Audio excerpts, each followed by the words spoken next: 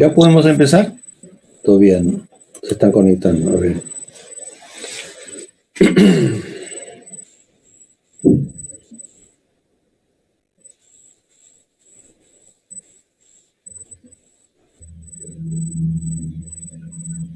Profesor, Sí, te escucho, dime. ¿para clases?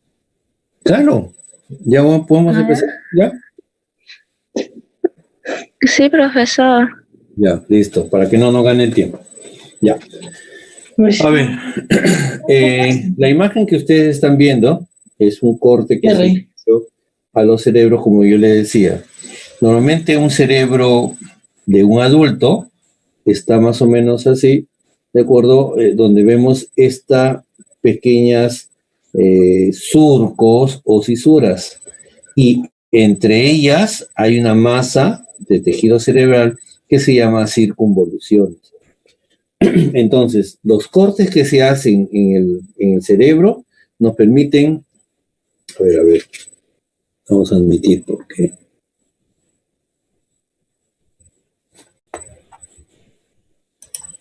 Ya. Los cortes que se hacen en el cerebro, como yo les dije, si son cortes así verticales, ¿sí? Son cortes de Charcot, pueden ser así o pueden ser así. En cambio, los cortes que se hagan más o menos en forma horizontal, esos son los famosos cortes de Fleming, no se olviden, ¿ah? ¿De acuerdo? Entonces, ahí vemos el famoso cuerpo calloso, ¿sí? El tálamo. Esto es lo que está siempre encima, de acuerdo, del cuerpo calloso, es la circunvolución del cíngulo, ¿ya? Y ahora, ¿para qué sirve eso? Para dos cosas fundamentales. Uno, para poder iniciar lo que es la sensación dolorosa, ¿ya? ¿De acuerdo? A ver, un ratito.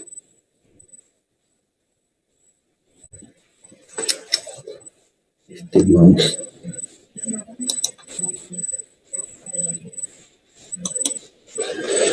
Y está relacionado con la habilidad de los miembros inferiores. Entonces vamos a hacer progresar el video y voy a ir desarrollando. ¿Ya?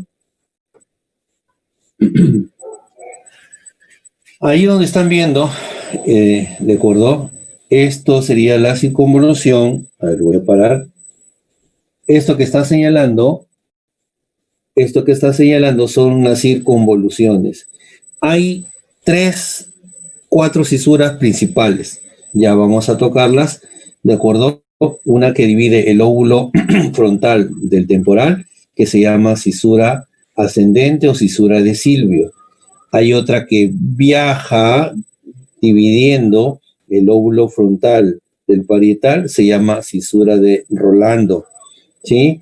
Hay otra que está por encima del occipital y debajo del parietal, parietotemporal, ¿sí? O la circunvolución, de acuerdo, que permite reconocer el lóbulo occipital hacia atrás, o sea, la preoccipital. Entonces, vamos a seguir observando. Como le dije, 1200 a 1400 gramos, ¿cierto? Ahora, fundamentalmente, cuando veamos cerebros así, que las cisuras o los surcos están muy bien, como se dice, hundidos, significa pues que el paciente ha pasado por un proceso de decorticación. Eso, lo que está señalando el doctor, eso es la cisura interhemisférica o longitudinal, ya que divide a ambos hemisferios. ¿Ya? No se olviden. Esto sería lóbulo frontal, ¿cierto? ¿Sí? Esa es la famosa cisura o lo que llaman la hoz del cerebro. Por ahí vienen las meninges, entra y nuevamente vuelven a salir. ¿Ya? Entonces, esto con lo que le estoy diciendo, estos surcos son los que se insinúan, ¿de acuerdo? Y en la enfermedad como el Parkinson, como el Alzheimer, empieza a perder masa, es decir, los surcos se hacen profundos y las grietas se visualizan hacia el exterior, ¿de acuerdo? Entonces, lo que está señalando, lóbulo frontal, parietal, temporal y occipital. Por acá, por la parte inferior, tendríamos que ingresar al lóbulo de la ínsula, hacia abajo, ¿ya? No se olviden. Aquí vemos el cuerpo calloso, ¿de acuerdo? ¿Sí? Vamos a ir desarrollando. A ver, vamos a ver si la aventamos un poquito. Ajá.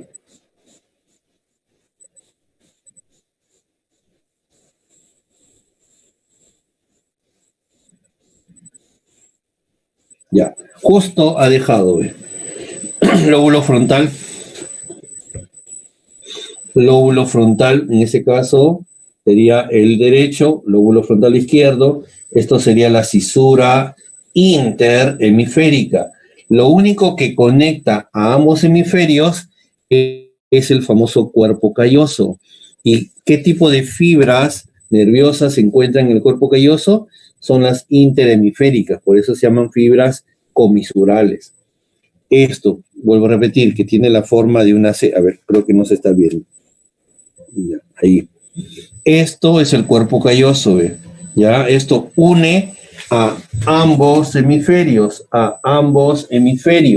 Por lo tanto, cuando hablamos de estas fibras que se encuentran aquí, en sustancia blanca, conectan a ambos hemisferios, por eso se llaman fibras comisurales o interhemisféricas.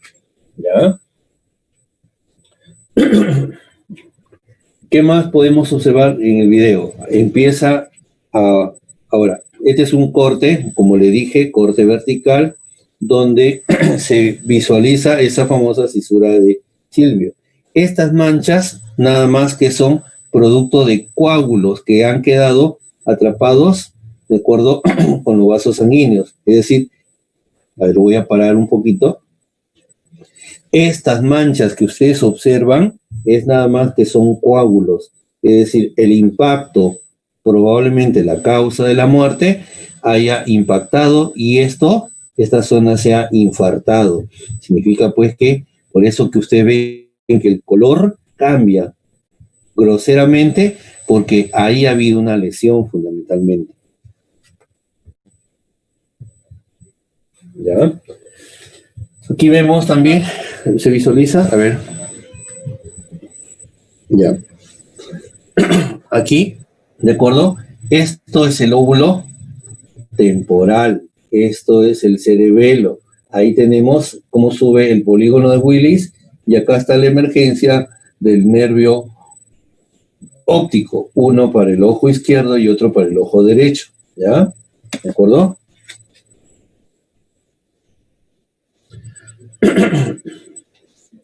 A ver, ¿qué más? Pues, ya, voy a ver. Ya, un ratito, a ver, voy a...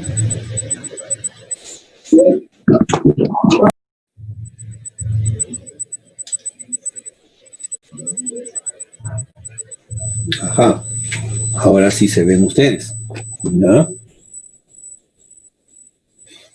Ya. Voy a avanzar, ¿de acuerdo? Y voy a tratar de señalar, ¿ya? Este es el lóbulo, a ver, por este lado. Lóbulo frontal, lóbulo parietal, lóbulo temporal y hacia atrás el lóbulo occipital. Este es el quinto lóbulo llamado lóbulo de la ínsula, ¿ya? ¿De acuerdo? ¿Sí? A ver, ¿se está viendo o no se está viendo? A ver, creo que lo retiro un poquito para que vean.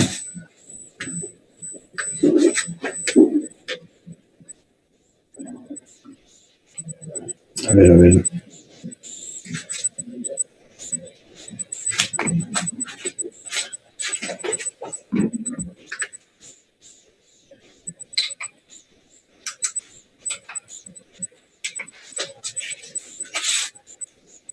Un ratito, a ver.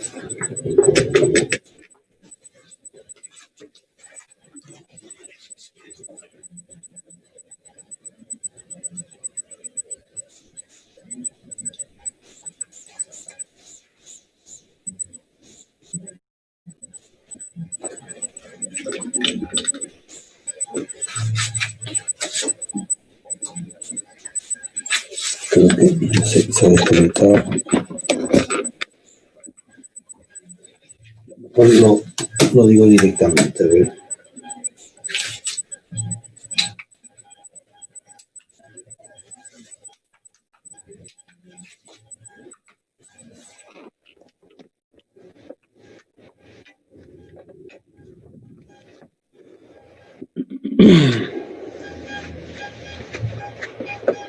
Ya.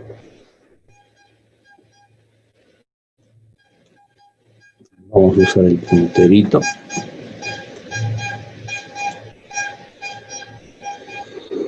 Todos están viendo la pantalla, ¿sí no? ¿Sí no? Sí. Sí. Ya, perfecto. Ya, entonces, a ver, vamos a buscar el punterito.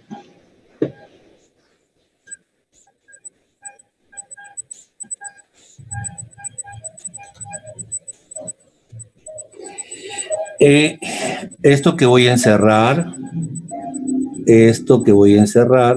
esto sería el lóbulo de la ínsula, ¿ya? ¿De acuerdo?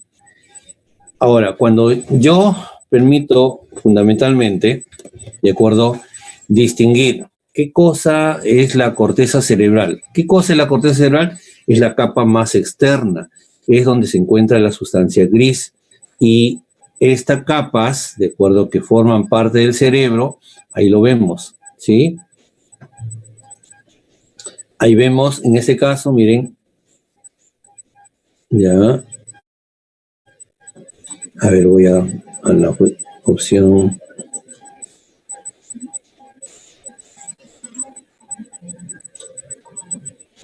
Ya.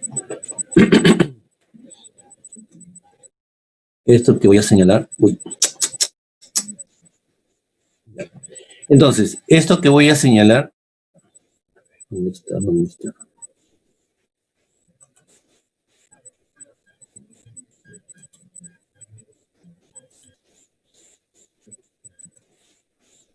¿Se ve el puntero, chicos? No. Sí, ¿no? Ya.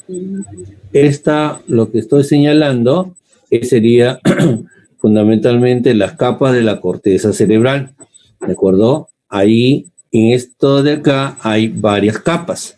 Esas capas nos permiten fundamentalmente observar lo siguiente. ¿Ya? Existen 6 capas de las cuales, miren, Es una aplicación. ¿Sabes cuál es la aplicación? a ver. Ya. Ahora sí. Estas capas, de acuerdo a la capa molecular, la granular externa, piramidal externa, ustedes están viendo que en cada una de ellas hay un sinnúmero de células. Este número de células y tipos que se encuentran en cada una de ellas me permiten diferenciar estas capas. Es decir, si el cerebro fundamentalmente pesa entre 1200 a 1400 gramos, un séptimo de ella es nada más que la sustancia gris.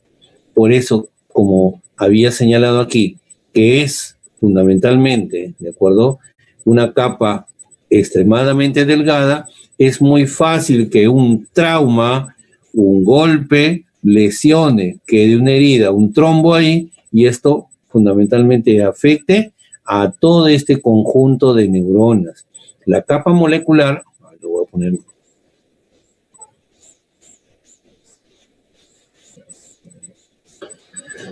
Ya, la capa molecular, ¿de acuerdo?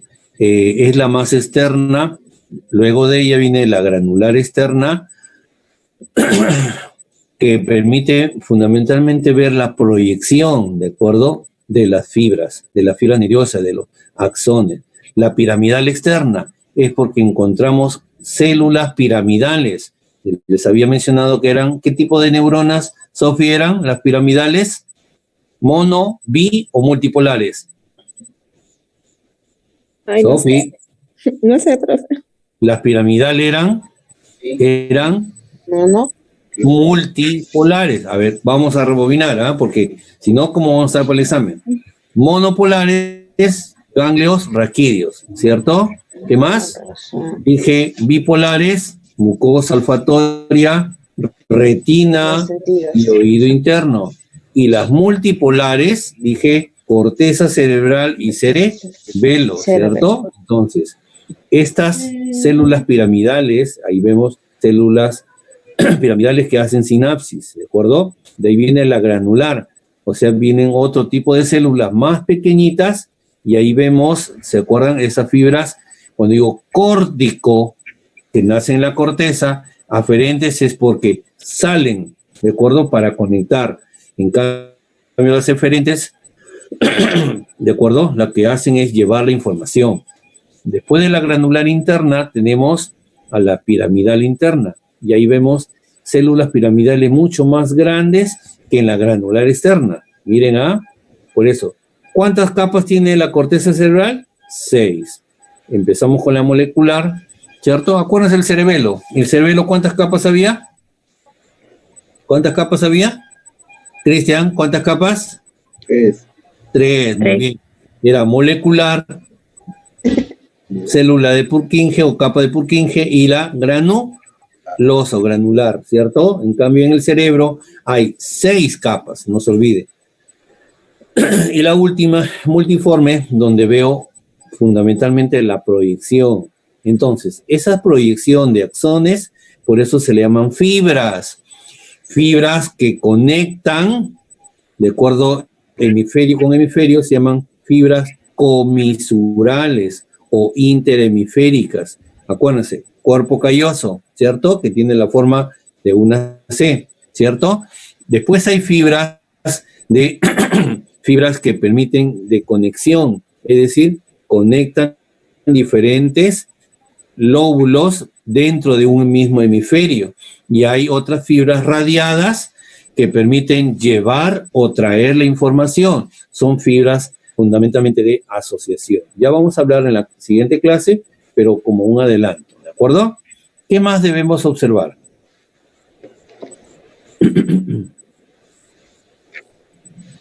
A ver.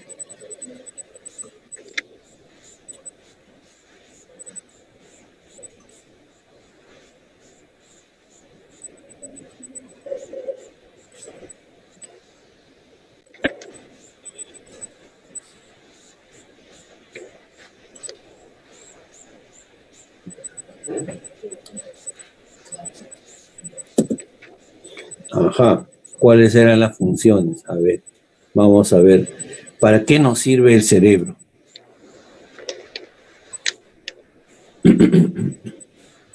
Ya. El cerebro, de acuerdo, cumple diferentes funciones y eso hay que tratar de entender, ¿de acuerdo? Una cosa es por áreas o por lóbulos y en general. Vamos a empezar con las generales. ¿Para qué nos sirven esos hemisferios cerebrales? Dice, control de funciones vitales, es decir, nos permite regular la temperatura, ¿de acuerdo? La presión arterial, el trabajo del corazón, la frecuencia respiratoria, el dormir, el comer, o sea, esos son funciones vitales. No confundir con signos vitales, ¿cierto? ¿Sí? Por ejemplo, signos vitales son 4, ¿sí? ¿Cuáles son? ¿Ah? ¿Cuáles son? Frecuencia respiratoria. Temperatura. Frecuencia cardíaca. Claro, muy bien. ¿Qué más? O sea, era el pulso arterial, ¿cierto? De ahí viene la presión arterial y la Temperatura. A ver, nuevamente, frecuencia, respira. Respiratoria. Pulso arterial, presión arterial y temperatura. En cambio, funciones vitales es todo lo que uno desarrolla. Por ejemplo, si en este momento mi vejiga estuviera llena, chicos, un ratito ahorita vengo, ¿ya? Porque me da ganas de miccionar. Chicos, he estado trabajando toda la noche, tengo sueño. Esa es una función vital, ¿de acuerdo? Chicos, no tengo hambre porque no he almorzado, como se dice. Ese es el apetito, el hambre. Entonces, esas son funciones vitales. Entonces, signos vitales son 4 que les enseñaron en primeros auxilios y funciones vitales es una lista mucho más grande. De miccionar, defecar, comer, dormir, ¿de acuerdo? Todo eso forma parte de las funciones vitales. Entonces, de eso se trata. El cerebro nos permite todo ese tipo de posibilidades.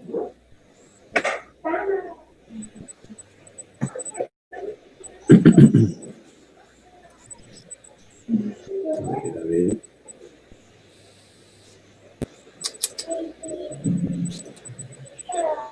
¿Qué más?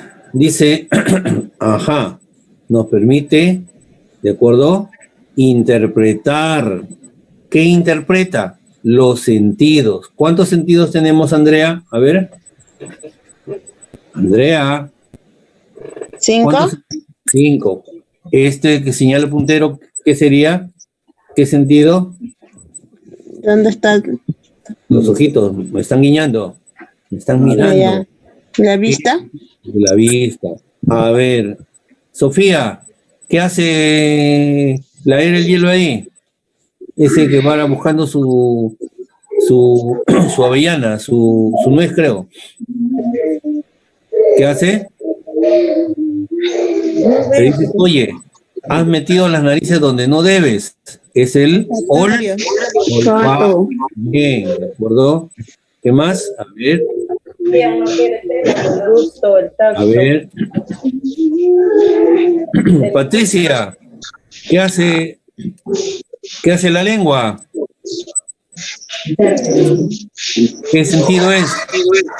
El sentido del gusto, ¿cierto? Porque percibir dulce, salado, ácido y amargo, o la combinación de ellos. ¿Qué más? Apaguen su audio.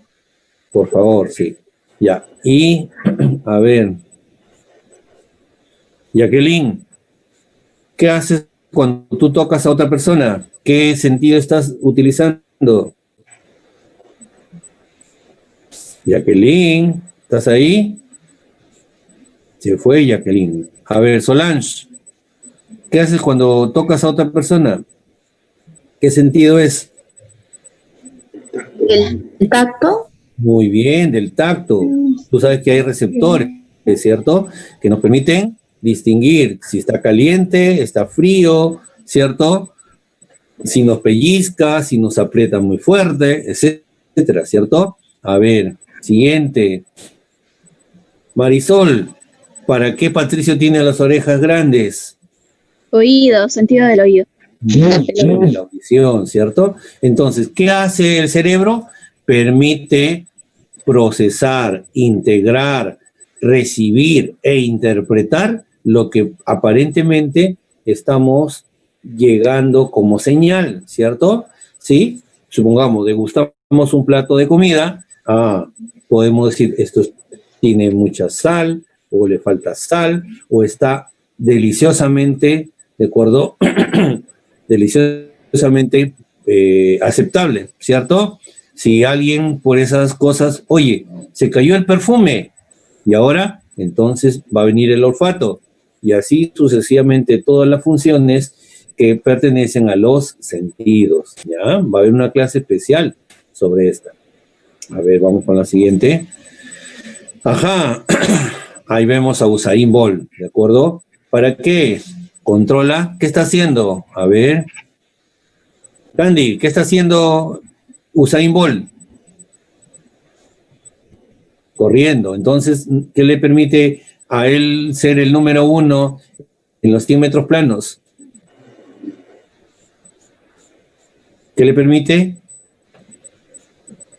Correr, coordinar ese movimiento, ¿sí? Para que de una u otra manera su cuerpo, anatómicamente hablando, pueda desarrollar esa capacidad, necesita pues el cerebro, decir, muy bien, va mis brazos, va mis piernas, va mi cuerpo, ¿de acuerdo? Ustedes ven que todos los atletas, de alguna u otra manera, ponen en trabajo todas sus funciones. ¿Para qué más sirve eso, Andrea? A ver. ¿Para qué más sirve? Control postural. Ya, aparte del control postural.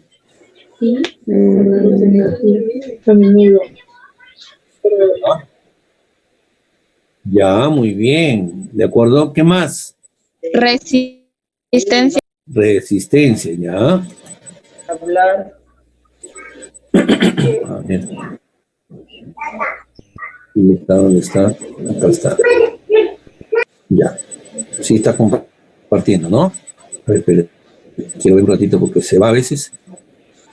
Ya, listo.